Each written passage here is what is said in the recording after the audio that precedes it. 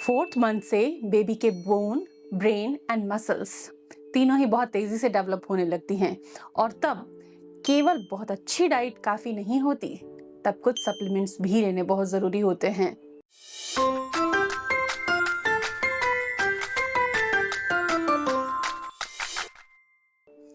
आज के वीडियो में मैं आपको 3 महीने के बाद से क्या सप्लीमेंट चालू करना सबसे जरूरी है, किसको कैसे लेना है, उसका नो हाउ टोटल एक्सप्लेन करने वाली हूँ। Welcome to YouTube mom.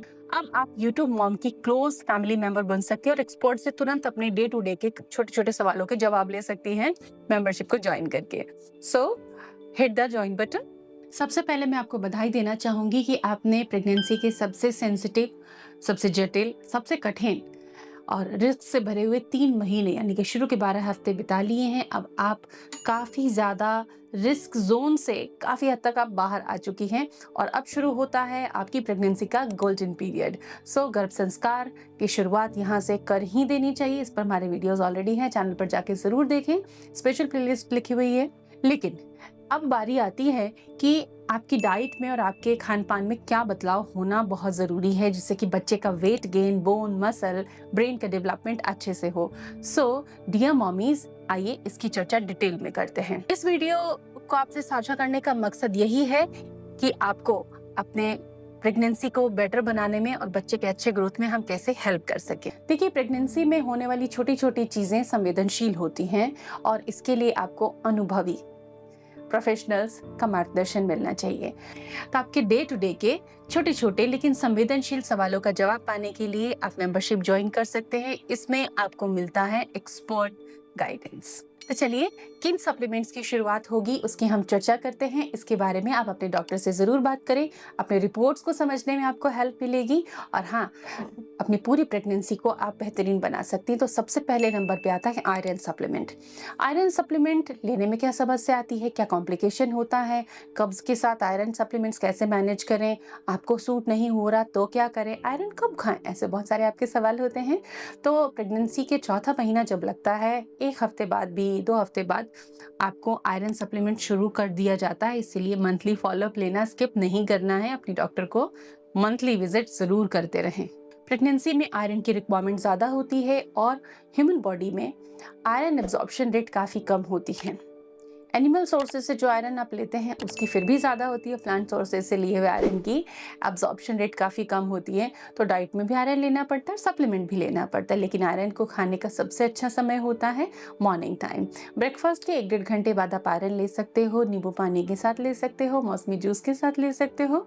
लेकिन कोई भी दूध, छाछ, दही ऐसी चीज़ों के साथ जिनमें कैल्शियम होता है, ऐसे फूड के साथ आयरन की दवा नहीं लेनी है।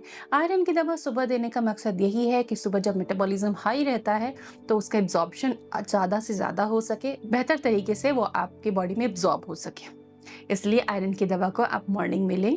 अगर आयरन की टैबलेट्स आपको कब्ज कर रही हैं तो आप अपने डॉक्टर से ज़रूर डिस्कस करें। बेहतरीन फार्मूलाज और दूसरे फार्मूलाज भी आते हैं जो कब्ज नहीं करते और ये बहुत सिंपल है। अगर आपको कब्ज ज़्यादा परेशानी करता है तो 1 दिन भी आप देरी ना करें। आयरन लेना इतना ज़रूरी है कि आयरन की कमी से मिसकैरेज तक हो जाते हैं। अगर आपके शरीर में खून की कमी है तो आपको आयरन टैबलेट्स रोज़ लेनी है। कहीं पर भी आप रहें, ट्रैवल, टूर, घर, बाहर, आपको हर दिन आयरन टैबलेट खानी है।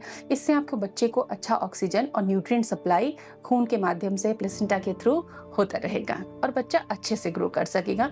तो आयरन को मैंने रैंक 1 रखा है, सबसे इंपॉर्टेंट है आयरन। दूसरा जरूरी सप्लीमेंट है कैल्शियम। कैल्शियम बच्चे की बोन्स, टीथ, हार्ट मसल्स, इन सब के डेवलपमेंट के लिए बहुत ज़रूरी होता है। इसकी पर डे की डोजेज 1000 से 1200 mg की होती है। थोड़ा हम डाइट से ले लेते हैं, लेकिन बाकी हमें कैल्शियम के सप्लीमेंट के तौर पर टैबलेट के फॉर्म में ले लेना चाहिए। तो इसे आप सोते समय लें, जैसे आप सोने जा रहे हैं तो उससे आधा घंटा पहले दूध के साथ आप कैल्शियम ले सकते हैं।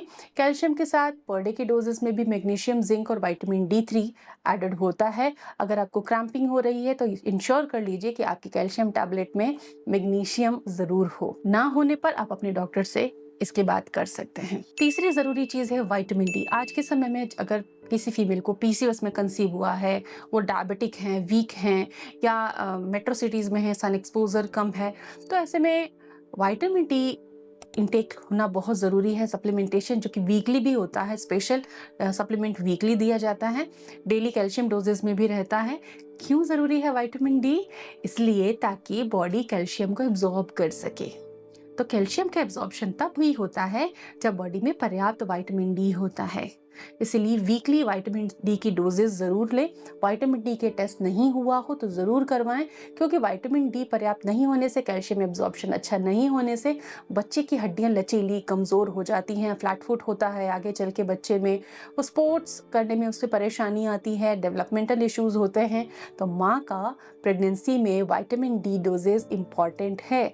कई बार होता है हेक्टिक ओपीडी की वजह से डॉक्टर्स भूल जाए या कई बार स्किप हो जाता है किन्हीं भी कारणों से, लेकिन आपको याद रखना है, अपने डॉक्टर को डिस्कस करना है उनसे। आपकी डाइट, आपकी लाइफ स्टाइल और आपके खान पान, आपकी कमजोरी या ताकत की स्थिति को देखते हुए आपकी डॉक्टर आपको डीएचए भी सप्लीमेंट सजेस्ट करती हैं। ये बच्चे के ब्रेन, नर्वस सिस्टम, आईज के डेवलपमेंट के लिए बहुत इंपॉर्टेंट होता है, तो ये आपके सप्लीमेंट में कहीं ना कहीं एडेड जरूर होगा।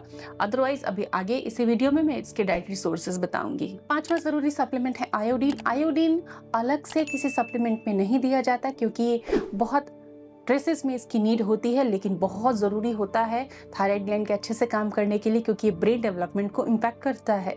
इसीलिए आयोडाइज्ड सॉल्ट यूज़ करने की सलाह दी जाती है। बाकी डेयरी प्रोडक्ट्स और अंडों में भी आयोडीन होता है, इसलिए प्रेगनेंसी में आयोडाइज्ड सॉल्ट का ही आप इस्तेमाल करें। लेकिन कम आयोडीन होना जितना खतरनाक है, ज़्यादा आयोडीन लेना या प्रेगनेंसी में अधिकांश सी फूड खाना भी नुकसान कर सकता है, तो आप सावधानी से खाएं। अगला ज़रूरी सप्लीमेंट है कॉलिन।